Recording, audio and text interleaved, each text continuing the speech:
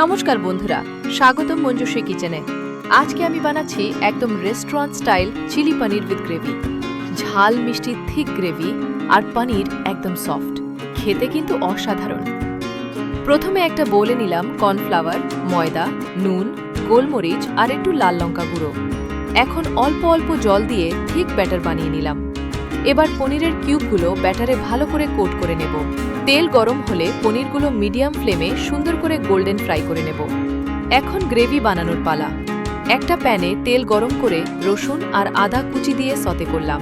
তারপর পেঁয়াজ আর কাঁচা লঙ্কা দিয়ে একটু ভাজলাম। এবার ক্যাপসিকাম দিয়ে হাই ফ্লেমে কুইক স্টার ফ্রাই করলাম যাতে ক্রাঞ্চি থাকে। এখন দিলাম soya sauce, chilli sauce, tomato ketchup, একটু ভিনিগার আর সামান্য চিনি।